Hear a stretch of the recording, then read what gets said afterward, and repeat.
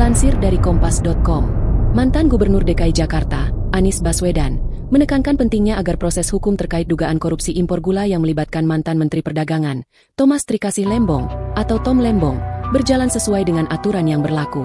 Dalam pernyataannya, Anies mengapresiasi langkah Komisi 3 DPR RI yang telah mengawasi jalannya proses hukum tersebut dengan serius, terutama dalam rapat kerja dengan Kejaksaan Agung.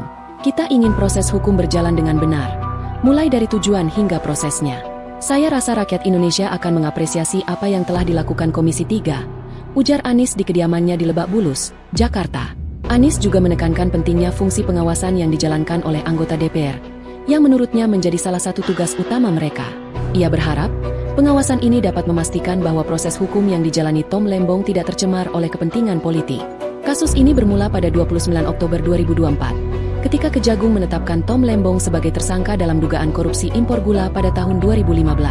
Tom diduga telah memberikan izin impor gula kristal mentah kepada perusahaan swasta meskipun Indonesia pada saat itu mengalami surplus gula. Kejagung menyatakan bahwa kebijakan impor tersebut merugikan negara dan bertentangan dengan koordinasi antar kementerian yang menegaskan kebutuhan untuk menjaga stok gula dalam negeri.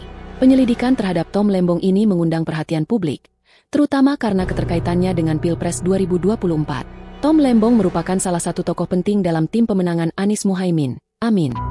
Karena itu, sejumlah anggota DPR meminta Kejagung memberikan penjelasan yang lebih rinci kepada masyarakat agar tidak muncul anggapan bahwa kasus ini bermotif politik. Namun, Tom Lembong dan tim kuasa hukumnya tidak tinggal diam. Mereka telah mengajukan gugatan pra-peradilan untuk menggugurkan status tersangka yang disematkan oleh Kejagung. Pihak Tom menganggap bahwa penetapan status tersangka tersebut tidak sah dan penahanan yang dilakukan Kejagung melanggar prosedur hukum yang berlaku.